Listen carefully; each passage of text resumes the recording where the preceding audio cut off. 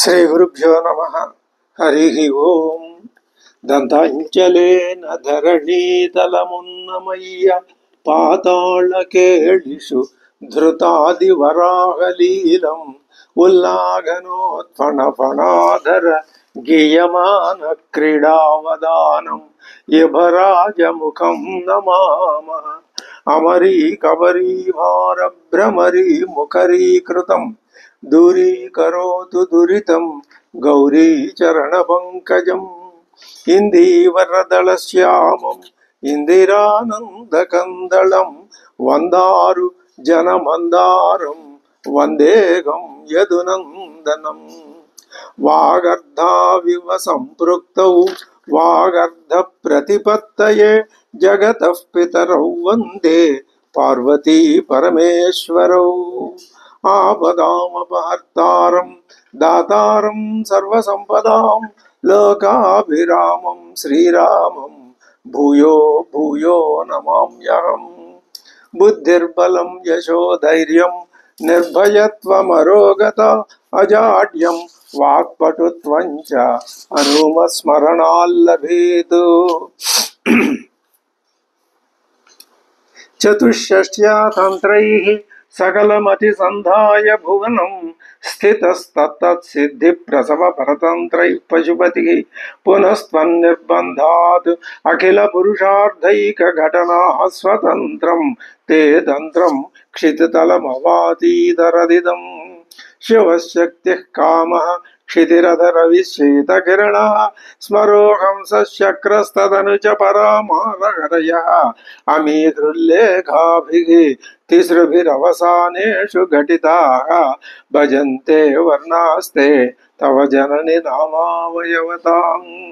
స్మరం యోనిం లక్ష్మీం త్రితయమిదమాదౌ తవ మనోహో నిధాయైకే నిత్యే నిరవధి మహాభోగరసికాః భజంతి త్వాం చింతామణి గుణ నిబద్ధాక్షవలయాః శివాగ్నౌ జుహ్వంతః సురభిఘృతధారాహుతిశతైః.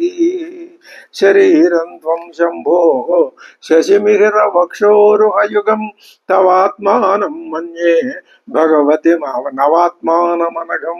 అతః శేషశేషీత్యయమభయ సాధారణతయా స్థితః సంబంధో వాం సమరస పరానంద పరయోః. మనస్త్వం వ్యోమత్వం మరుదసి మరుత్సారధిరసి త్వమాపస్త్వం భూమిస్త్వయి పరిణతాయాం నగి పరం. త్వమేవ స్వాత్మానం పరిణమయితుం విశ్వవపుషా చిదానందాకారం శివయువతి భావేన బిభృషే. శ్రీ గురుభ్యో నమః. హరి ఓం. శ్రీమద్ రామాయణం ధర్మాన్ని మోక్షాన్ని కూడా జీవాత్మ యొక్క కర్తవ్యాన్ని పరమాత్మ యొక్క స్థితిని వాచ్యంగాను వ్యంగ్యంగాను చెప్తుంటుంది. జీవాత్మ పరమాత్మల సంబంధాన్ని కూడా వ్యంగ్యంగా ప్రదర్శిస్తూ ఉంటుంది. అందుకే శ్రీమద్ రామాయణం ప్రచారంలో ఉన్నంతకాలం మానవుడికి అనుష్ఠించవలసిన ధర్మానికి కానీ చేరుకోవలసిన మోక్షానికి కానీ ఏ విధమైనటువంటి లోటు ఉండదు. అయితే రామాయణం మాత్రం ప్రచారంలో ఉండాలి. అది అన్నంతకాలం దాంట్లో ఎందువల్ల ఏం తెలుస్తాయి? మానవత్వం అంటే తెలుస్తుంది, భారతీయ సంస్కృతి తెలుస్తుంది. ఇది మన సనాతన ధర్మం. ఈ సనాతన ధర్మం అనే మాట చాలా లోతైనది, బహు గంభీరమైనది, విశేషార్థాపాదకమైనది కూడా. సనాతన ధర్మం అంటే ఏమిటి అంటే జీవి మానవుడు పుట్టిన దగ్గర నుంచి మరణించే వరకు వేద విహితమైన వేద ప్రోక్తమైనటువంటి ధర్మాన్ని, లౌకిక ధర్మాన్ని అనుసరించటం, తద్వారా పరమపదాన్ని పొందటం, స్వస్వరూప స్థితిని పొందటం. ఇది సనాతన ధర్మం అంటే. ఈ సనాతన ధర్మాన్ని రామాయణం సుస్థిరం చేస్తుంది. దాన్ని కాపాడుకోవలసిన బాధ్యత మన మీదనే ఉంటుంది. మరి కాబట్టి అది కూడా ఎలాగా, వేదవేద్యుడైన పరమాత్మే శ్రీ మహావిష్ణువుగా, శ్రీ మహావిష్ణువే శ్రీరామచంద్రుడిగా అవతరించి ఆ శ్రీరాముని కథయే రామాయణం అయింది. కాబట్టి ఈ రామాయణ కథ పైన చెప్పిన 2 ధర్మాల్ని మనకి వాచ్యంగా వ్యంగ్యంగా చెప్తున్నది. అది ఇక్కడ ధర్మాన్ని వాచ్యంగా చెప్తున్నది, మోక్షాన్ని వ్యంగ్యంగా చెప్తున్నది. అంటే మోక్షాన్ని వాచ్యంగా చెప్పడం లేదా, చెప్పిన చోట చెప్పింది. ధర్మాన్ని కూడా వ్యంగ్యంగా చెప్పిన చోట చెప్పింది. ఎక్కడైనా సరే గుణగ్రహణ పారాయణుడైనటువంటి చదువరి పాఠకుడు సాధకుడు హంస నీరక్షేర న్యాయాన్ని అనుసరించినట్లుగా తనకు కావలసినటువంటి అనుష్ఠాన ధర్మాన్ని అందులో నుంచి ఎంచుకొని ఆ దారిలో వెళ్లాల్సినటువంటి అవసరం ఉన్నది. ఆ విషయాన్నే మనకి అయోధ్యాకాండ చెప్పింది. వేదం ధర్మం చెబుతుంది. ఇహలోక పరలోక 2 లోకాల్లోనూ ఆత్యంతిక సుఖాన్ని పొందే విధానాన్నే వేదం చెప్పింది. దాన్ని పాలించిన వాడే మానవుడు. అట్టి శ్రేయసాధనమైన ధర్మాన్ని ఆచరించి మానవుడు తనలో ఉన్నటువంటి అసుర సంపదను నిర్మూలనం చేసుకోవాలి. అయితే వెంటనే ఇక్కడ అనుమానం వస్తుంది మనకి, మానవుల్లో అసుర సంపద ఉందా? అసుర సంపద ఉన్నది. ఇది ఎక్కడి నుంచి వచ్చింది? చాలా కాలం నుంచి ఈ జీవాత్మ భావం సృష్టిలో ప్రబలిపోయి ఉండటం చేత ఆ అసుర భావం క్రమక్రమంగా పెరిగి పెద్దదయ్యి పోగొట్టుకుంటేనే కానీ పోనటువంటి దుస్థితికి చేరుకొని కూర్చున్నది. కాబట్టి అసుర సంపదని పోగొట్టుకోవాలి అంటే ఏం చేయాలి? దైవ సంపదని పెంపొందించుకోవాలి. ఈ ధర్మాచరణాన్ని మానవుడికి నేర్పడానికే శ్రీరామచంద్రుని యొక్క అవతారం. ఆయనే స్వయంగా దిగివచ్చాడు, ధర్మ నిర్వాహకుడిగా వ్యవహరించాడు. ధర్మ ప్రబోధకమైన శ్రీమద్ రామాయణాన్ని అందరూ వీరు వారు అనేటటువంటి భేదం లేకుండా పారాయణం చేయవచ్చు, ఉపాసన చేయవచ్చు, అధ్యయనం చేయవచ్చు. ఏదైనా తమ యొక్క ప్రయోజనానికి అనుకూలంగా ఉపయోగించుకోవాలి. అందులో కూడా మనం ఇప్పుడు పూర్తి చేసినటువంటి అయోధ్యాకాండ ఇది ధర్మాన్ని ప్రతిపాదించే కాండ. ఒక్కసారి అయోధ్యాకాండని మనం పునర్విమర్శించుకున్నట్లయితే అయోధ్యాకాండ దేన్ని ప్రతిపాదిస్తోంది? ధర్మాన్నే ఆ మాటకు వస్తే రామాయణం మొత్తం ధర్మాన్ని ప్రతిపాదిస్తోందని చెప్పుకున్నాం. అయితే మరి అయోధ్యాకాండకి ముందు బాలకాండ ఉంది కదా, అందులో ఏం ప్రతిపాదించారు అనే విచక్షణ వచ్చినప్పుడు అది శిష్య ధర్మాన్ని ప్రబోధించింది, యజ్ఞ ధర్మాన్ని కూడా ప్రబోధించింది అని పెద్దలు చెప్తారు. అంటే ఆ జీవితంలో మానవుడు ఏమిటి? మొట్టమొదటి గౌరవించవలసిన వాళ్ళు తల్లి, తండ్రి, సోదరుడు, మిత్రుడు, గురువు, తన తర్వాత వివాహితురాలైన భార్య, సంతానం, వీళ్ళందరితో ప్రవర్తించేటప్పుడు ఎలా ఉండాలి అనే విషయాన్ని మనకి అయోధ్యాకాండలో శ్రీరామచంద్రుడు తాను స్వయంగా ఆచరించి చూపించాడు. అందుకే మనం అయోధ్యాకాండని అమితమైనటువంటి భక్తి శ్రద్ధలతో, ఆసక్తి అనురాగాలతో అధ్యయనం చేశాం. ఇప్పుడు అయోధ్యాకాండ ఇంకో మాట చెప్తోంది, కేవలం భోగం పరాయణైక దృష్టి ఉన్నట్లయితే అది పశుత్వానికి, అసురత్వానికి దారితీస్తుంది. త్యాగం ఏం చేస్తుంది? మానవుడికి శాంతిని కలిగిస్తుంది. భోగం, త్యాగం. కేవలం భోగం పనికిరాదు. త్యాగంతో తేన త్యక్తేన భుంజీదా, త్యాగభావంతో నిన్ను నువ్వు సమర్థించుకో, పాలించుకో. భుంజీదా, నిన్ను నువ్వు పాలించుకో, అంతేగాని భోగాన్ని ప్రధానంగా చేసుకోవద్దు. శంకర భగవత్పాదులు స్పష్టంగా చెప్పారు ఆ మాట. పాలయేతా, ఎలాగా? త్యక్తేనా, త్యాగభావంతో జీవితాన్ని నువ్వు నిర్వహించుకో, సమర్థించుకో అని చెప్తున్నారు. అటువంటి త్యక్తైన భుంజీదాహ అనే మాటని అయోధ్యాకాండ మనకి స్పష్టంగా రుజువు చేసింది. ఏమిటది? అలాగా శ్రీరాముడు రాజ్యాన్ని పరిత్యాగం చేశాడు, భరతుడు రాజ్యాన్ని పరిత్యాగం చేశాడు. అలాగే సీతాదేవి, లక్ష్మణుడు కూడా వాళ్ళు కూడా భోగాల మీద ఉన్నటువంటి లోలుపత్వాన్ని వాళ్ళు కూడా త్యాగం చేసి ఏది ప్రధానంగా వాళ్ళు కూడా జీవించారు అంటే శ్రీరామ భక్తే ప్రధానంగా వాళ్ళు కూడా జీవితాల్ని గడిపారు అయోధ్యాకాండలో. కాబట్టి త్యాగం యొక్క గొప్పతనాన్ని అయోధ్యాకాండ మనకి వివరించింది. ఇది అద్భుతమైనటువంటి ఆ విషయాన్ని మనం ఇప్పుడు గ్రహించినట్లయింది. అలాగే ధర్మార్థ కామాలు ఉన్నాయి. ఇందులో ఈ అర్థకామాలకి దేంతో సంబంధం ఉండాలి? ధర్మంతో సంబంధం ఉండాలి. ధర్మంతో సంబంధం లేని అర్థకామాలు అవి వినాశనాన్ని తెచ్చిపెడతాయి తప్ప నీకు అభివృద్ధిని తెచ్చిపెట్టవు. పైగా లోక నిందని, లోకంలో ద్వేషాన్ని కూడా నీకు ఆపాదింపజేస్తాయి. అవి సుఖశాంతుల్ని కలిగించవు. దైవాన్ని పౌరుషం ప్రతిఘటించలేదు. ఆ విషయం కూడా స్పష్టంగా శ్రీరామచంద్రుడు చెప్పాడు. భరత, నువ్వైనా నేనైనా దైవానికి అధీనులమే అన్నాడు. ఎందుకని శ్రీరామచంద్రుడు దైవానికి అధీనం అని అంటున్నాడు? ఇక్కడ దైవం అంటే ఎవరు? ఆ దైవమే ఒక చోట కూర్చుని ప్రతి మనిషికి లక్షలాది కోట్లాది మందిలో ప్రతి మనిషి యొక్క ఇది చూసి ఆయన ఆ జీవుడికి కావలసిన ఫలితం ఇస్తున్నదని దాని అర్థమా? కాదు. విధికి లోబడి ఉండటము అంటే మానవుడు ఆ క్షణం దాకా అంతకు పూర్వం ఎంతో కాలం నుంచి ఎన్నో జన్మల నుంచి తాను చేసుకున్నటువంటి ఆ కర్మల ఫలితాన్ని తాను అనుభవించవలసిందే.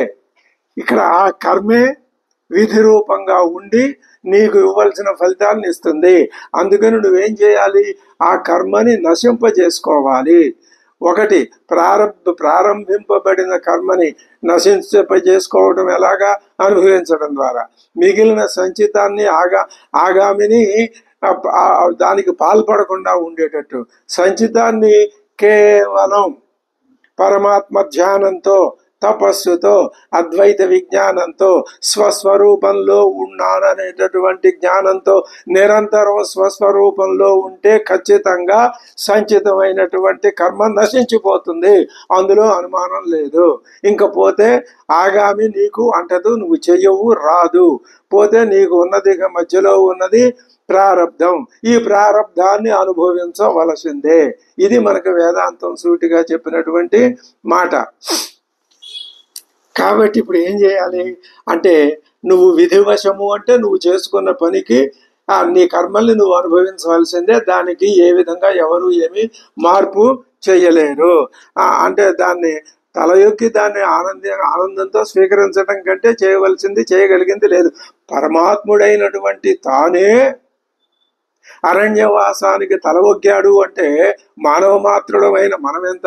ఇక్కడ పరమాత్మ మానవ మాత్రుడు అనే భేదం ఏ విషయంలో? అజ్ఞానం విషయంలో. ఆ అజ్ఞానం లేకపోతే మిగిలేదేమిటి? జ్ఞానమే. ఇంకా జ్ఞానంలో పరమాత్మ అని, జీవాత్మ అని, గంగా నది అని, యమునా నది అని, కావేరి, కృష్ణ, గోదావరి అనే భేదం లేదు. జ్ఞానం అంతా ఒకే ప్రజ్ఞానంతో మూట కట్టుకుని సర్వత్రా పరుచుకొని ఉంటుంది. ఇంకా అదే దాని స్వస్వరూపం. అది మాటల్లో చెప్పిన అనుభవంలోకి వచ్చేది కాదు. స్వానుభవంలో అపరోక్షంగా అనుభవించవలసిందే. ఈ విధంగా మనకి అయోధ్యాకాండ మానవ జీవితాలకు అవసరమైనటువంటి త్యాగాన్ని, భోగాన్ని సమన్వయం చెయ్యటం, అనుభవించవలసిన దానిని తలయొగ్గి అనుభవించటం, అనుభవించేటప్పుడు త్యాగభావంతో అనుభవించటం, త్యాగ భోగ సమన్వయాన్ని మనకి నిరూపించి చెప్పింది అయోధ్యాకాండ. ఇంకా దైవికం, పౌరుషం. పౌరుషం అంటే పురుషుడు తనకు తాను చేసుకున్నది. దైవం అంటే తనకి అతీతంగా తాను కద్దనుకున్నా వచ్చి తన మీద పడేది.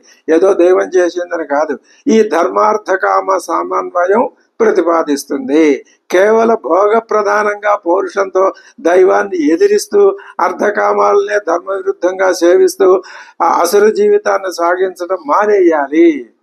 ఏం చేయాలి? కేవలం భోగ ప్రధానమైన దృష్టి పనికిరాదు. పౌరుషంతో నేను దైవాన్ని ఎదిరిస్తానంటే నీ వల్ల కాదు. అర్ధకామాలనే ధర్మ విరుద్ధంగా సేవిస్తాను, నా ఇష్టం వచ్చిన రీతిలో నేను అర్ధకామాలని సేవిస్తాను అన్నా అది నీకు సుఖాన్ని కలగజేయదు. ఏం కలగజేస్తుంది?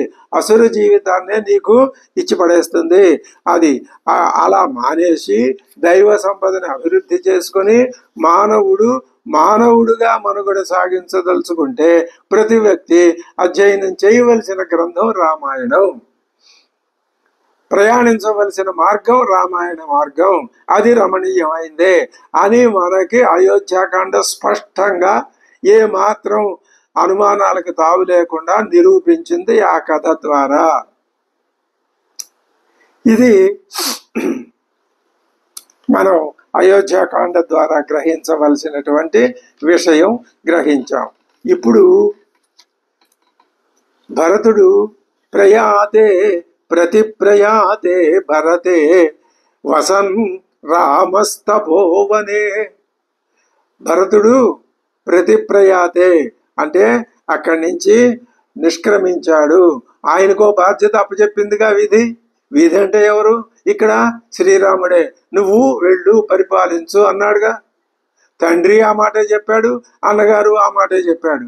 ఇద్దరి మాటగా త్రోసిపుచ్చటం ఇంకా భరతుడి వల్ల కాదు. ఆయన ఆ పాదుకల్ని గ్రహించి ప్రతిప్రయాతే సతి అక్కడి నుంచి నిష్క్రమించగా రామ తపోవనే, ఆ తపోవనంలో ఉంటూ లక్షయామాస సోద్వేగం అదౌత్సుక్యం తపస్వినాం. ఇక్కడ భరత నిష్క్రమణానంతర గాథ తర్వాత రామాయణ కథ కొంచెం సందేహంతో ప్రారంభమవుతుంది. ఏమిటి ఇక్కడ సందేహం? శ్రీరామచంద్రుడు అయోధ్యాకాండలో భరద్వాజుడు ఆశ్రమానికి వచ్చినప్పుడు ఉన్నటువంటి పరిస్థితి వేరు, అహల్య గౌతమాశ్రమానికి వచ్చినప్పుడున్న పరిస్థితి వేరు, తాటకావనంలో ప్రవేశించినప్పుడున్న పరిస్థితి వేరు, అలాగే మిథిలా నగరంలో వచ్చినప్పుడున్న పరిస్థితులు వేరు, ఇప్పుడు చిత్రకూటానికి వచ్చినప్పుడున్న పరిస్థితి కూడా వేరే. శ్రీరామచంద్రుడు ఎక్కడికి వెళ్ళినా కూడా ఆయనే పరమాత్మ, ఆయనే సాక్షాత్తు దైవ స్వరూపుడు అనే భావం కలిగిన వాళ్ళు ఆయన్ని సేవిస్తూనే వచ్చారు. మరి ఇక్కడ అలాంటి పరిస్థితి లేదా? ఉంది, కానీ వ్యక్తం కాని స్థితిలో ఉంది అని చెప్పుకోవాలి. అందుకనే కొంచెం గంభీరమైన ఆలోచన పూర్వకమైనటువంటి పరిస్థితి ఇక్కడ నెలకొన్నది. ఇది దేనికి సూచన అంటే శ్రీరాముడిలో తాను భవిష్యత్తులో ఆచరించబోయేటటువంటి రాక్షస నిర్మూలన కార్యక్రమానికి కావలసినటువంటి ఆలోచన విధానాన్ని రేకెత్తించేటటువంటి సందర్భం ఇక్కడ ఏర్పడుతున్నది. అంత దూరదృష్టి పెట్టుకొని మహర్షి ఈ మాట చెప్తున్నాడు. ఏ మాట?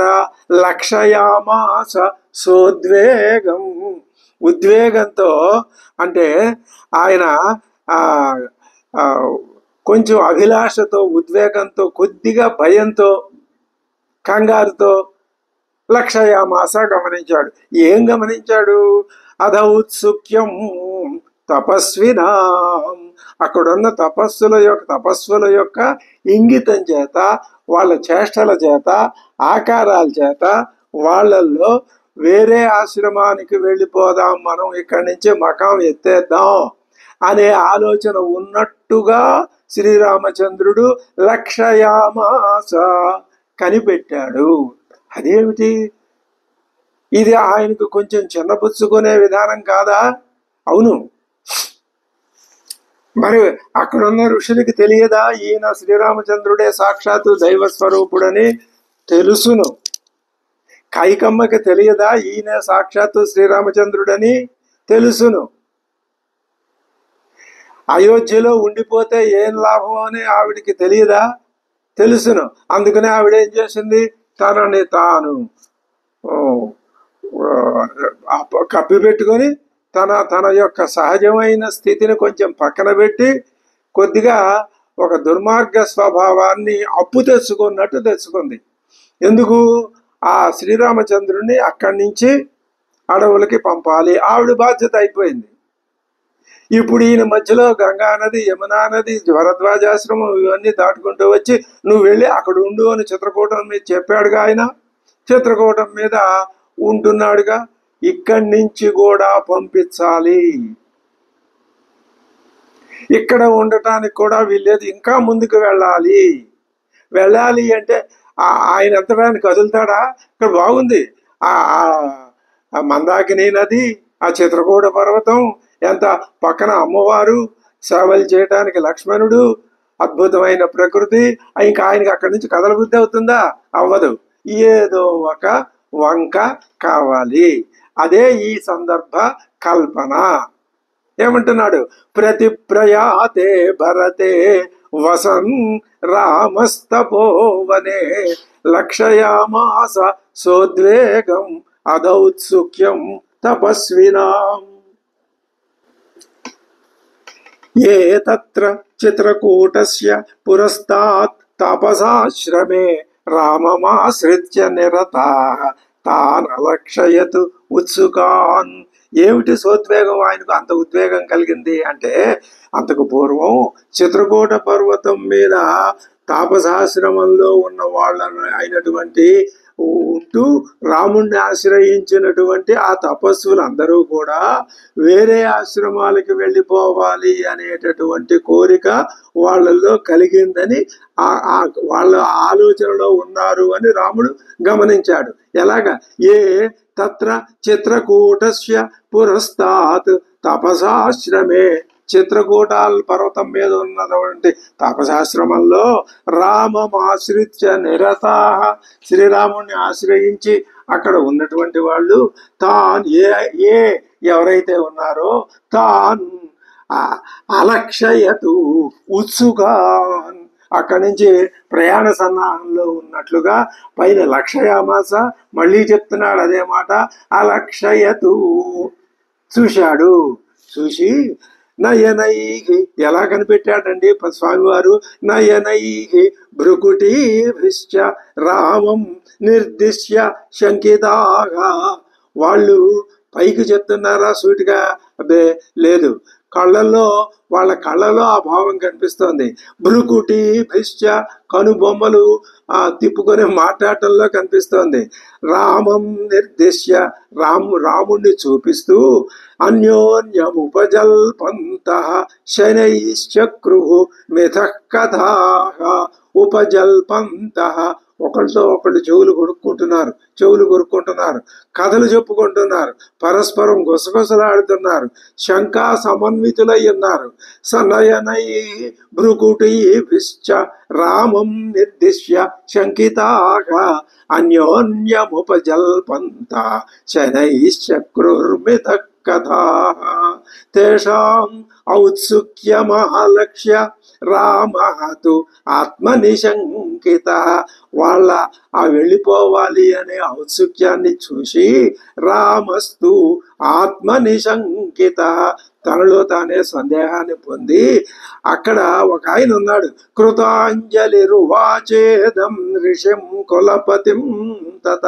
వాళ్ళందరికీ ఒక కులపతి, ఒక వృద్ధుడు, ఒక పెద్దవాడు, వయస్సులోను తపస్సులోను కూడా పెద్దవాడైన ఒకనొక ఆయన ఉన్నాడు, మహర్షి.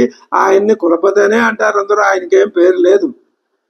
ఎంత విచిత్రం చూడండి, ఒక్క మహర్షి పేరు చెప్పలేదు ఇక్కడ. భరద్వాజ మహర్షి, విశ్వామిత్ర మహర్షి, వశిష్ఠ మహర్షి వాళ్ళ పేర్లు చెప్పినట్టుగా. ఇది రచన వైవిధ్యం, రచనలో ఉన్న సొంపు. పేరు చెప్పకూడదు. ఎందుకని? వాళ్ళు నామరూప అతీత స్థితిలో ఉన్నారు. వాళ్ళు నామరూప అతీత స్థితిలో ఉన్నారు కాబట్టే రాముణ్ణి ఎంతవరకు రాముడు అనేది ఆ భావన కొంతవరకే ఉన్నది వాళ్ళల్లో. వాళ్ళు రాముని యొక్క స్వరూప స్థితిని, రాముని యొక్క యాథాత్మ్య స్థితిని వాళ్ళు గమనించారు, తెలుసుకున్నారు. ఆ స్థితిలో ఉన్నారు వాళ్ళు. కానీ ఇక్కడ లోకోపకారం జరగాలి, వాళ్ళ వంతు బాధ్యత వాళ్ళు నిర్వహించాలి. అందుకని ఒక మెట్టు దిగి వచ్చారు వాళ్ళు. నయనైః తేషాం ఔత్సుక్యమాలక్ష్య రామస్వాత్మనిశంకితః కృతాంజలిర్వాచేదం ఋషిం కులపతిం తతః అంటున్నాడు ఆ కులపతి గారితో. నకచ్చిత్ భగవన్ కించిత్ పూర్వవృత్తమిదం మయి దృశ్యతే వికృతం యేన విక్రియంతే తపస్వినః. ఓ మహర్షి, నేనేమైనా దుష్కృతాలు ఇంతకు ముందు ఎప్పుడైనా చేశానా? ఎందుకు తపస్సులు ఇలా ఇలా మార్పుని ఆలోచనల్ని వాళ్ళు చేస్తున్నారు? వాళ్ళలో వాళ్ళు ఎందుకు మాట్లాడుకుంటున్నారు? మీ ఆలోచనల్లో మార్పులు ఎందుకు వస్తున్నాయి? నా వల్ల ఏదైనా జరిగిందా? ప్రమాదాచరితం కచ్చిత్ కించిన్నావరజస్య మే లక్ష్మణస్య ఋషిభిర్దృష్టం నానురూపమివాత్మనః.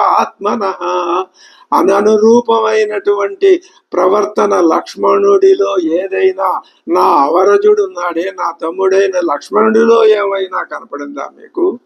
దాని మీదట మీరు విసుగు చెంది కోపించి ఆ మాట మాతో పుసూటిగా చెప్తే బాగుండదేమో, వీళ్ళు రాజపుత్రుడు, వీళ్ళు బాధపడతారేమో అని ఇతరుల మీద నింద వెయ్యటం మీ స్వభావం కాదు. కాబట్టి మీరే ఆ వచ్చినటువంటి ఆ అవమానాన్ని, ఆ బాధను దిగమింగుకొని మీరే సమాధానపరుచుకొని వెళ్ళిపోదాం అనుకుంటున్నారా?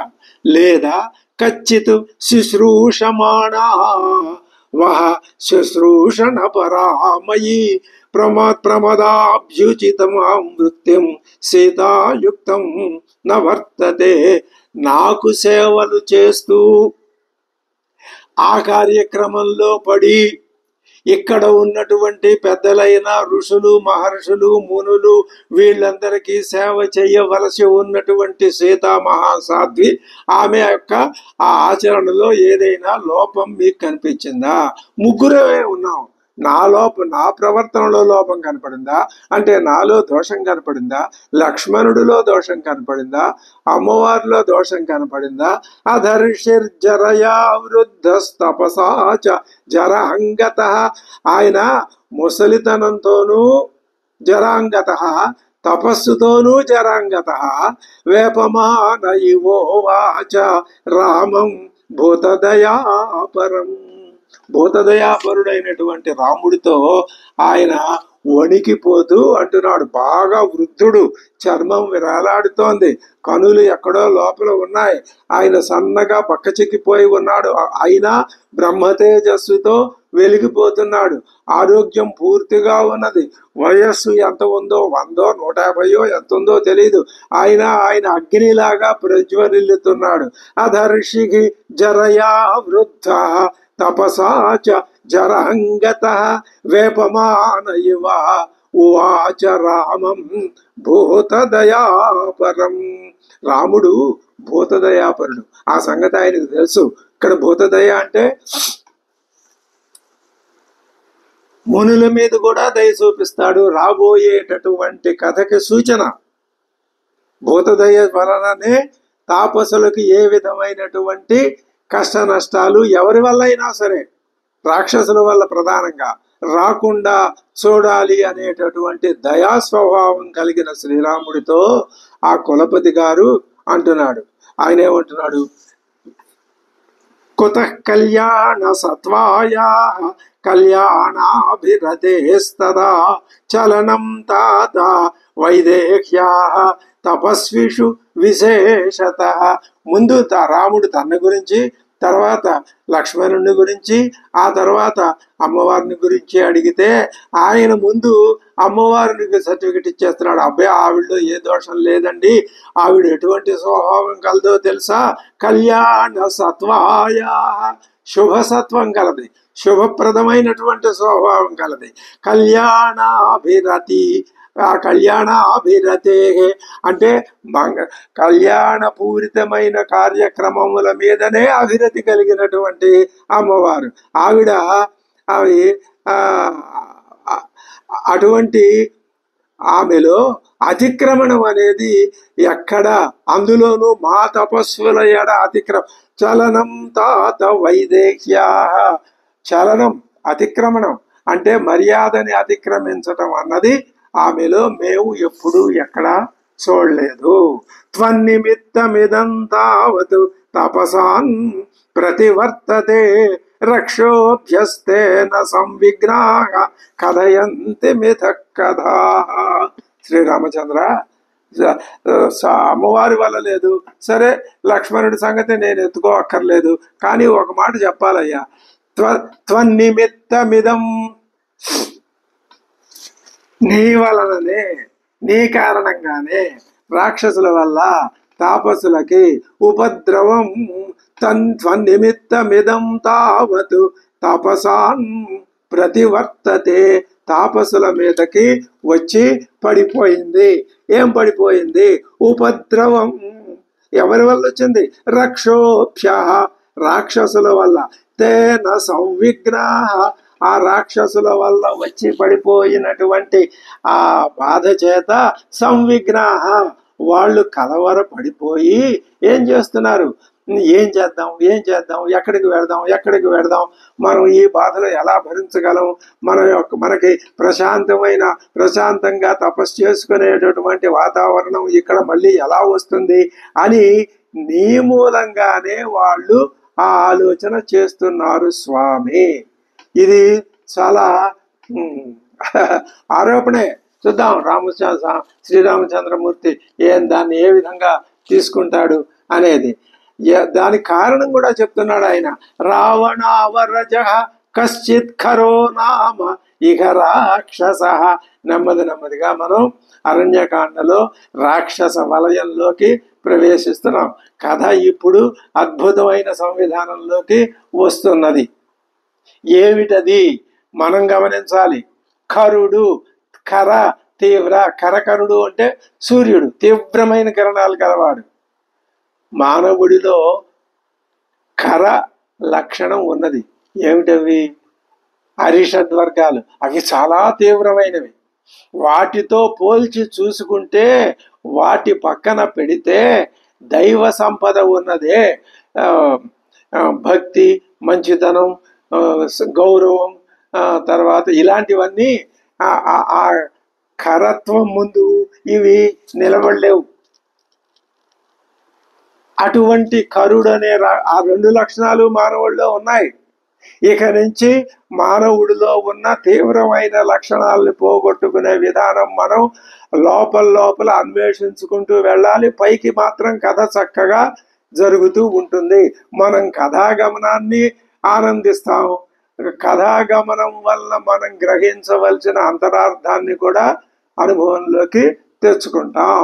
త్వన్నిమిత్తమిదం తావత్ తాపసాన్ ప్రతివర్తతే రక్షోభ్యస్తేన సంవిఘ్నాః కథయంతి కథా మిథః కథాః. రావణావరజ, రావణుడు తమ్ముడు ఒకడున్నాడయ్యా. అతడు కశ్చిత్ ఒకడు, ఖరః నామ ఇహ రాక్షసః ఉత్పాట్య తపసాన్ సర్వాన్ జనస్థాన నికేతనాన్. జనస్థానంలో నివసించేటటువంటి తాపసులనందరినీ ఉత్పాట్య, వెళ్ళగొట్టేస్తున్నాడు వాడు. అక్కడ ఉండనివ్వటం లేదు. వాడు రావణుడికి వాడు తమ్ముడు. స్వేచ్ఛగా వాడు ఎలాంటి వాడు? దృష్టశ్చ, దృష్టుడే దుష్టుడు. దౌష్ట్యమే వాడి యొక్క స్వభావం. జితకాశీ, వాడు జయం, వాడు ఎప్పుడు ఏ పని చేసినా వాడికి విజయం వస్తూనే ఉంది ఇంతవరకు. అంటే తాపసుల మీద వాడు విజయాన్ని సాధిస్తూనే ఉన్నాడు. పాపశ్చ, వాడు క్రూరుడు. త్వాం తాత నమృష్యతే, వాడు నరభక్షకుడు, గర్వితుడు. నిన్ను కూడా వాడు సహించడం లేదు. ఈ సంగతి ఇంకా నీ దృష్టిలోకి రాలేదు, మేం కనిపెట్టాం. నువ్వు ఇక్కడ ఉంటున్నావని వాడికి తెలిసింది. వాడు నిన్ను చాలా చులకనగా చూస్తున్నాడు, తేలిగ్గా చూస్తున్నాడు. ఆ ప్రభావం మా మీద చూపిస్తున్నాడు. జనస్థానంలో ఉన్న తాపసుల్ని వెళ్ళగొడుతున్నాడు. అందువల్ల మేము కూడా ఆలోచనలో పడ్డాం. అంటే అర్ధాంతరంగా శ్రీరాముడిలో ఉన్నటువంటి అవతార ప్రయోజనాన్ని పైకి తీసుకురావటమే ఈ ఈ ఈ కులపతి యొక్క ఈ మాటల యొక్క ఉద్దేశం. ఏమంటున్నాడు ఆయన? రావణావరజ కశ్చిత్ కరోనామయేక రాక్షస ఉత్పాట్య తాపసాన్ సర్వాన్ జనస్థాన నికేతనాన్ దృష్టశ్చ జితకాశీచ నృశంస పురుషాదక. వాడు మనుషుల్ని తినేస్తాడయ్యా. అవలిప్తశ్చ గర్వం, అవలిప్తం అంటే గర్వం, గర్వితుడై పాపశ్చ పాపి వాడు. తాత త్వాం న మృష్యతే, నిన్ను కూడా వాడు సహించట్లేదు స్వామి. త్వం యదా ప్రభృతి హ్యస్మిన్ ఆశ్రమే తాత వర్తసే తదా ప్రభృతి రక్షాంసి విప్రకుర్వంతి తాపసాన్. ఎప్పటి నుంచో తెలుసా నీకు? ఈ చిత్రకూటానికి నువ్వు వచ్చిన దగ్గర నుంచి ఇక్కడ తెర వెనక కథ బాగా జరిగింది. నీకు నీ దృష్టిలోకి ఆ విషయం రాలేదు. నేను చెప్తున్నాను విను. నువ్వు ఈ ఆశ్రమంలో ప్రవేశించినది మొదలు త్వం యదా ప్రభృతి హ్యస్మిన్ ఆశ్రమే తాత వర్తసే, ఈ ఆశ్రమానికి నువ్వు ఎప్పటికి వచ్చావో అప్పటి నుంచి కూడా ఈ రాక్షసులు తదా ప్రభృతి, అప్పటి నుంచి రక్షాంసి, ఈ రాక్షసులందరూ విప్రకుర్వంతి తాపసాను, తపస్సులందరినీ విప్రకుర్వంతి పీడిస్తున్నారయ్యా. దర్శయంతికి, వాళ్ళ పీడ ఎలా ఉందో చెప్పమంటావా? మా బాధలు వర్ణించమంటావా? ఇదే విధంగా బాధలు వర్ణించారు దేవతలు శ్రీ మహావిష్ణువుతో దశరథ మహారాజు యొక్క యజ్ఞంలో. వాళ్ళు ఏం చెప్పారు? రావణాసురుడి యొక్క దుష్ట చేష్టల గురించి చెప్పారు. ఇక్కడ ఆ శ్రీ మహావిష్ణువుతోటే ఇక్కడ ఆ రావణాసురుడి కంటే కింద స్థాయిలో ఉన్న రాక్షసులు కూడా ఏ విధంగా తాపసుల్ని బాధిస్తున్నారో చెప్తున్నారు. తాపసులు, రాక్షసులు. తాపసులేమో వాళ్ళు బ్రహ్మజ్ఞానం కోసం, బ్రహ్మ దర్శనం కోసం వాళ్ళు తపస్సు చేసుకునే వాళ్ళు, ఇతరుల జోలికి వెళ్ళేవాళ్ళు కాదు. తద్వ్యతిరేక లక్షణాలు గల వాళ్ళు రాక్షసులు. వీళ్ళు ఎంతసేపు రజోగుణం చేత ఇతరులకి అపకారం చెయ్యటం, తద్వారా తాము ఆనందించటం, ఇదే ప్రధాన లక్షణంగా గలవాళ్ళు రాక్షసులు. కాబట్టి ఈ విధానాన్ని మనం గనక గుర్తుపెట్టుకున్నట్లయితే వాళ్ళు ఏం చేస్తున్నారో చెప్తున్నాడు. దర్శయంతికి భీభత్సైకి క్రూరైకి భీషణకైరపి, వాళ్ళు భీభత్సమైనటువంటి ఆ దర్శన ఆకారాలతో ఒక్కొక్కసారి వస్తుంటారు. ఏవగింపు కలిగించేవి, క్రూరమైనవి. క్రూరైకి భీషణకై, భీభత్సం భీషణకం. భీభత్సం అంటే యావగింపు కలిగిస్తాయి, భీషణకం అంటే భయాన్ని కలిగించేవి. నానా రూపైకి, ఒక రకం కాదు అనేక రకాల రూపాలు. వాళ్ళు లోకంలో ఎక్కడా లేని విలక్షణమైనటువంటి అవయవాల కూర్పు కలిగిన ఆకారాల్ని ధరించి వికృత రూపాలతో, వికృత నేత్రాలతో వచ్చి మా ఎదురుకుండా మమ్మల్ని భయభ్రాంతులకి గురి చేస్తున్నారు. అలాంటి వేషాలు, వాళ్ళు కామరూపులు కదా, ఏ విధమైన వేషమైనా వాళ్ళు వేయగలరు. ఆ వేషాలు ఎలా ఉంటున్నాయి? దర్శయంతికి భీభత్సైకి క్రూరైకి భీషణకైరపి నానా రూపైః విరూపైశ్చ రూపైః వికృత దర్శనైః అప్రశస్తైః అశుచిభిః సంప్రయోజ్య తాపసాన్ ప్రతిఘ్నంతి అపరాం క్షిప్రం అనార్యాః పురతస్థితాః. అనార్యాః రాక్షస, అనార్యులైనటువంటి ఆ రాక్షసులు. ఆర్య లక్షణాలు, అనార్య లక్షణాలు. ఆర్య లక్షణాలు అంటే తపస్వాధ్యాయ నిరతత్వం, ఇది ఆర్య లక్షణం. అది రజోగుణ ప్రధానమైంది రాక్షస లక్షణం, అనార్య లక్షణం. అంతే తప్ప ఈ రెండు మాటల గురించి వేరే వేరే అనవసరమైన అర్థాలు తీసుకోవాల్సిన అవసరం రామాయణ పఠనాసక్తులమైన మనకు ఏమాత్రం లేదు. కావలసిన అర్థం ఇదే. వాళ్ళు ఏం చేస్తున్నారు? వాళ్ళ తపస్సుల ముందుకి వస్తారు, నిలిచి అయోగ్యాలు అపరిశుద్ధాలు అయిన వస్తువుల్ని వాళ్ళ మీద పడేస్తున్నారు, కొందరిని పీడిస్తున్నారు, మరి కొందరిని చంపుతున్నారు. అప్రశస్తై అశుచిభి సంప్రయోజ్య అశుచికరమైన పదార్థాల్ని సంప్రయోజ్య వాళ్ళ మీద పడేసి ప్రతిఘ్నంతి అపరాన్ క్షిప్రం, కొంతమందిని ప్రతిఘ్నంతి చంపేస్తున్నారు, కొంతమందిని భయభ్రాంతులకి గురి చేస్తున్నారు. ఆయా ప్రదేశాల్లో ఆశ్రమ ప్రదేశాల్లో ఎవ్వరికీ తెలియని రీతిలో వాళ్ళు దాక్కొని ఉంటారు. వాళ్ళు ఎవరు? ఆ రాక్షసులు. తేషు తేషు ఆశ్రమస్థానేషు అబుద్ధం అబుద్ధం, ఎవ్వరికీ తెలియకుండా రహస్యంగా చాటుమాటుగా దాక్కుంటాడు. ఎక్కడో నీళ్ళలో ఏ చెట్టు కొమ్మల మధ్యలో దాక్కుంటాడు. దాక్కొని అవలీయచ దాక్కొని ఉండి రమంతే తాపసాన్ తత్ర నాశయంతో అల్పచేతన, వాళ్ళు అల్పచేతన అల్పబుద్ధులైన రాక్షసులు తపస్సులని చంపుకొని చంపుతున్నారు అక్కడ స్వేచ్ఛగా వాళ్ళు. తేషు తేష ఆశ్రమస్థానేషు అబుద్ధం అవలీయచ రమంతే తాపసాస్తత్ర నాశయంతో నాశయంతో అల్పచేతన. అపక్షిపంతి సృగ్భాండాన్ అగ్నిన్ సించంతి వారిణా కలశాంశ్చ ప్రమృద్నంతి హననే సముపస్థితే అగ్ని కార్యం హోమ కార్యం ప్రారంభం కాగా వాళ్ళు ఏం చేస్తున్నారు అంటే ఆ రాక్షసులు వచ్చి ఆ సృక్స్రువాల్ని పారవేస్తున్నారు. అపక్షిపంతి సృగ్భాండాన్, ఆ సృగ్భాండాల్ని సృక్సువాల్ని అపక్షిపంతి దూరంగా విసిరి పారేస్తున్నారు. అగ్నిని నీళ్ళతో అగ్నితో ఆర్పేస్తున్నారు. అగ్నిని సించంతి వారిణ కలశాంశ్చ ప్రమృద్నంతి, కలశాల్ని పగలగొట్టి పారేస్తున్నారు. హవనే సముపస్థితే అపక్షిపంతి సృగ్భాండాన్ అగ్నిన్ సించంతి వారిణ కలశాంశ్చ ప్రముద్నంతి హవనే సముపస్థితే. తైర్దురాత్మభిః ఆమృష్టాన్ ఆశ్రమాన్ ప్రజిఘాసవః గమనాయాన్యదేశస్య చోదయంతి ఋషయోద్యమాం.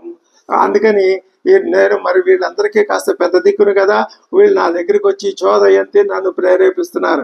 ఏమని? గమనాయ అన్యదేశస్య, ఏమండి మనం ఇక్కడి నుంచి వేరే చోటికి వెళ్ళిపోదాం అంటున్నారు వాళ్ళు. ఎందుకని? తైర్దురాత్మభిరామృష్టాగా, ఆ దుర్మార్గుల చేత బాధింపబడుతూ ఉన్నవాళ్ళై ఆశ్రమాన్ ప్రజిఘాసవ, ఈ ఆశ్రమాల్ని విడిచిపెట్టి అన్య దేశాలకు వెళ్ళిపోదాం అంటున్నారు. తత్పురా రామ శారీరాముపహింసాన్ తపస్విషు దర్శయంతి దుష్టాస్తే త్యక్ష్యామయమమాశ్రమం. ఆ దుష్టులు ఏం చేస్తున్నారు? తపస్సుల్ని శారీరాం ఉపహింసాం తపస్విషు, తపస్సులందరినీ శారీరకంగా హింస పెట్టేస్తున్నారు, వాళ్ళని పట్టుకుని కొడుతున్నారు, తిడుతున్నారు, చేస్తున్నారు. కాబట్టి మేము ఈ ఆశ్రమాన్ని విడిచిపోతామయ్యా. బహుమూల ఫలం చిత్రం అతి దూరాత్ ఇతః వనం పురాణాశ్రమమేవాగం శ్రయిష్యే సగణా పునః. మాత ఈ తపస్సు గణముల అందరితో కలిపి మేము ఇక అతి దూరాదిత, ఇక్కడికి దగ్గరలోనే ఇంకో వనం ఉందయ్యా, అది బహుమూల ఫలం, అక్కడ సమృద్ధిగా కందమూల ఫలాలు దొరుకుతాయి. పురాణ ఆశ్రమం, అది ఎప్పటి నుంచో ఉన్నటువంటి చాలా గొప్ప ఆశ్రమం. మేము అక్కడికి వెళ్ళి ఆశ్రయిష్యే, ఆ ఆశ్రమానికి వెడతామయ్యా. ఖరస్త్వయ్యపి చాయుక్తం పురాదాత ప్రవర్తతే. ఇదిగో శ్రీరామచంద్ర, నువ్వు కూడా జాగ్రత్తగా ఉండాలి. ఆ కరుడు నీ విషయంలో కూడా అనుచితంగా ఖరః త్వయ్యపి చ అయుక్తం పురా ప్రవర్తతే, నీ పట్ల కూడా అనుచితంగా ఆ కరుడు ప్రవర్తించగలడు. సహస్మాభిరితో గచ్చ, ఓ పని చేయి, అస్మాభిః ఇతః గచ్చ, మాతో కూడా నువ్వు మా వెనకాలే వచ్చేయండి మీరు కూడా. యది బుద్ధి ప్రవర్తతే, నీకు ఇష్టమైతేనే, లేకపోతే మీరేం చేసుకుంటారో చేసుకోండి, మేము మాత్రం ఇక్కడి నుంచి వెళ్ళిపోతాం. ఇది దీన్ని ఏమంటామంటే పరోక్షంగా హెచ్చరిక శ్రీరామచంద్రుడికి. అంటే ధర్మమూర్తి అయినటువంటి శ్రీరాముడు, ఆశ్రిత జన పోషకుడైన శ్రీరాముడు, తపస్వి జనులకి అండదండలుగా ఉండేటటువంటి శ్రీరాముడు కళ్ళ ఎదురకుండానే ఇక్కడ మాకు నీ మూలానే వాళ్ళు మా మీదకి వచ్చి పడుతున్నారు, ఇక్కడ మాకు రక్షణ లేదు, ఇంతకంటే మంచి వరం దగ్గరలో ఉంది, మేము అక్కడికి వెళ్తాం, నీకు కూడా బుద్ధి పుడితే అక్కడికి రా అని చెప్తున్నారు. అంటే ఇది శ్రీరాముడు కానీ ఆయన అంత తొందర పడతాడా? పడడు. కరస్త్వయ్యపి చ అయుక్తం పురా తాత ప్రవర్తతే సహస్మాభిరితో గచ్చ యది బుద్ధి ప్రవర్తతే సకలత్రస్య సందేహో నిత్యం యత్తస్య రాఘవ సమర్థస్యాపి సతో వాసో దుఃఖమిహాజ్యతే. నువ్వు ఎప్పుడూ యుద్ధ సన్నద్ధుడుగానే ఉంటావు, కానీ భార్యతోనూ తమ్ముడితోటూ కలిసి ఉన్నావు కదా. ఒక్కొక్కసారి మీరు ఇక్కడ ఉంటే ఈ ప్రదేశం సంశయాత్మకమైనదే, నువ్వు సమర్థుడివే, అయినా నీకు ఇచ్చట నివాసం ఉండటం అంత శ్రేయస్కరం కాదు. సకలత్రస్య సందేహ, భార్యతో ఉంటున్నావు కాబట్టి ఇక్కడ సందేహం ఇది భవిష్యత్తులో చూపిస్తున్నారు, తెలియజెప్తున్నారు వాళ్ళు త్రికాలవేత్తలు. నీ భార్య వలననే నీకు ఇక్కడ సందేహం ఏర్పడుతుంది. స్పష్టంగా వాల్మీకి మహర్షి సూచిస్తున్నాడుగా. సకలత్రస్య సందేహ నిత్యం యత్తస్య నిత్యం.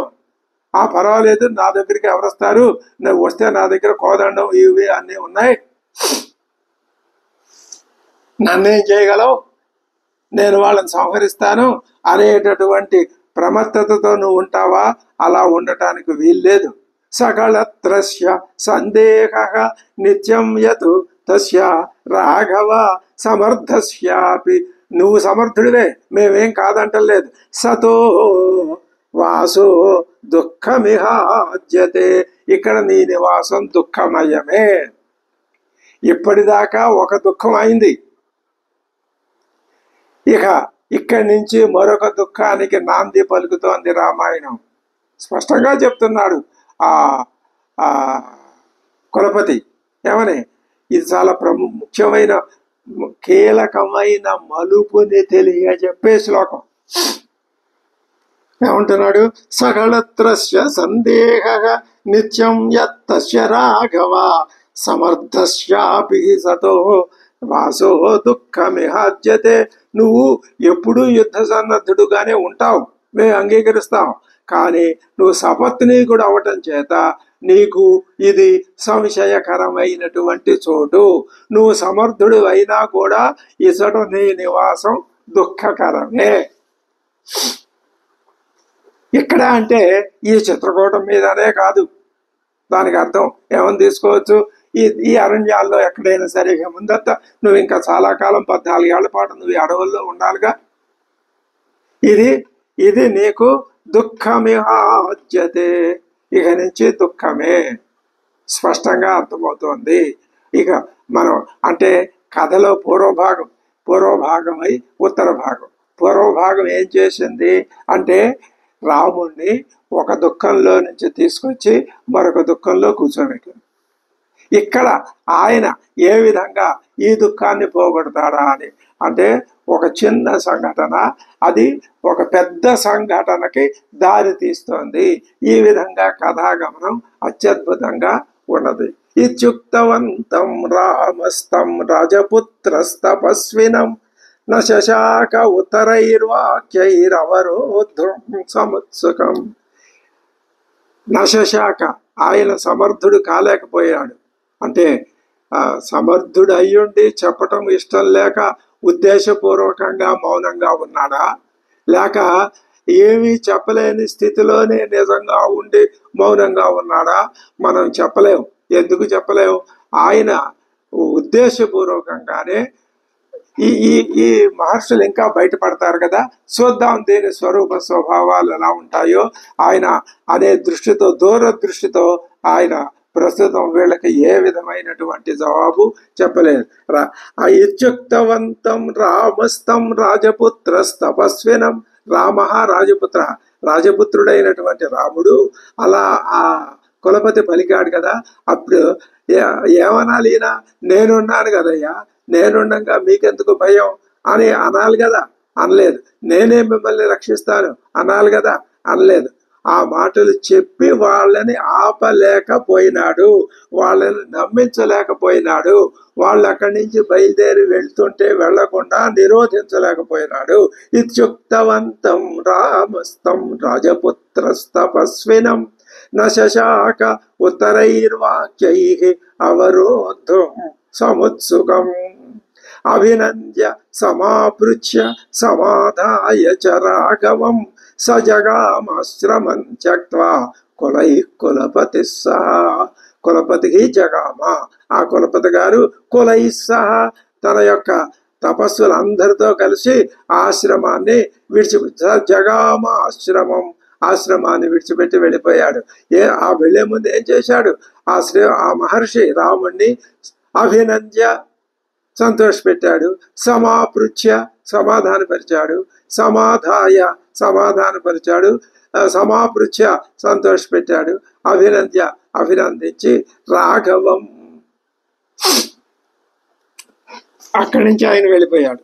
రామ సంసాధ్య తృషిగణం అనుగమనాత్ దేశాత్ తస్మాత్ కులపతిమభివాద్య ఋషిం సమ్యక్ ప్రీతైస్తైరుపన అనుమత ఉపదిష్టార్థ పుణ్యం వాసాయ స్వనిలయం ఉపసంపేదే. ఆ రాముడు ఏం చేశాడు? సరే ఇంక మీరు బయలుదేరండి, మీరు ఆగమంటే మాత్రం ఆగుతారా? బయలుదేరండి అని వాళ్ళని బయలుదేరదీసి తాను కూడా వాళ్ళతో పాటు కొంచెం దూరం అక్కడి నుంచి వాళ్ళతో అనుగమించి కులపతికి అక్కడ మళ్ళీ ప్రణామాలు చేసి పరితిష్ఠులైన మునులు పోయిరమ్మనగా తాను మళ్ళీ వెనక్కి వాళ్ళ ఉపదేశాన్ని గ్రహించి వాళ్ళ అనుమతితో మళ్ళీ తన ఆశ్రమానికి తాను చేరుకున్నాడు. ఆశ్రమంతు ఋషి విరహితం ప్రభు క్షణమపి విజహౌ స రాఘవ రాఘవం హి సతతం అనుగతాః తపసాశ్చ ఆర్షచరితధృతగుణాః. రాముడి మునిజనోచితమైన ఆచారాలచే మునులెల్లరూ అతనిని సదా అనుసరించే ఉండేవాళ్ళు. ఆ కారణం చేతనే ఋషులు విడిచిపోయినా రాముడి ఆశ్రమాన్ని వాళ్ళపై గౌరవం కొద్దీ ఒక క్షణమైనా విడిచిపోలేదు, రాముడు అక్కడే ఉంటున్నాడు. ఈ విధంగా ఈ కులపతి యొక్క నాయకత్వంలో మిగిలిన మునులందరూ వాళ్ళు ఉన్నారు. ఆ మునులకు నాయకత్వం వహించినటువంటి కులపతి వలన ఒక కథని ముందుకి లేకపోతే ఇప్పుడు ఏమైంది? కథ ఇక్కడ ఆగిపోయిన కథని మళ్ళీ కదపాలి. ఎలా కదపాలి? కులపతి ద్వారా. కాబట్టి కులపతి పాత్ర కూడా తక్కువదేం కాదు. కథ ఎలా ఆగిపోయింది? ఎందుకు ఆగిపోయింది అంటే ఎక్కడ ఆగిపోయిందంటే భరతుడు వచ్చాడు, ఆయన పని జరిగింది, ఆయన పని పూర్తి చేసుకున్నాడు, వెళ్ళిపోయాడు. చిత్రకూట పర్వతం మీద ఉండమని భరద్వాజ మహర్షి చెప్పాడుగా, వీళ్ళు అక్కడే ఉన్నారుగా. ఆ సైన్యం అంతా తల్లులు, సుమంత్రుడు, వశిష్ఠుడు అందా వెళ్ళిపోయారుగా. ఇంకా వాళ్ళు అక్కడే ఉండొచ్చుగా. 14 ఏళ్ళు అక్కడే ఉండి వనవాసం చేసి మళ్ళీ అక్కడి నుంచి అయోధ్యకి వెళ్ళిపోవచ్చుగా. ఇంకా అలా ఉంటే కథే ఉంది. ఇప్పుడు కథని ముందుకి కదపాలి. కథ జరగాలంటే జరిగే సన్నివేశం రావాలి. ఆ సన్నివేశంలో రాముడి మీద ఒక నింద వచ్చి పడాలి, రాముడికి అభిమానం రావాలి, రాముడికి కోపం రావాలి. కోపం బయటికి కనపడదు. రాముడి నిర్ణయం ఏమిటో ఇప్పుడు తేలాలి, రాముడి వనవాస ప్రయోజనం ఏమిటో ఇప్పుడు తేలాలి, రాముని యొక్క అవతార ప్రయోజనం ఏమిటో తేలాలి. వీటన్నింటికి సరిపడినటువంటి ఒకనొక కథా గమనానికి ప్రోత్సాహకరమైన విషయం జరగాలి. అది కులపతి ఉపాఖ్యానం ద్వారా జరిగింది. ఇది కులపతి ఉపాఖ్యానం అని మనం పేరు పెట్టుకోవచ్చు, దీన్ని గుర్తుపెట్టుకోవచ్చు.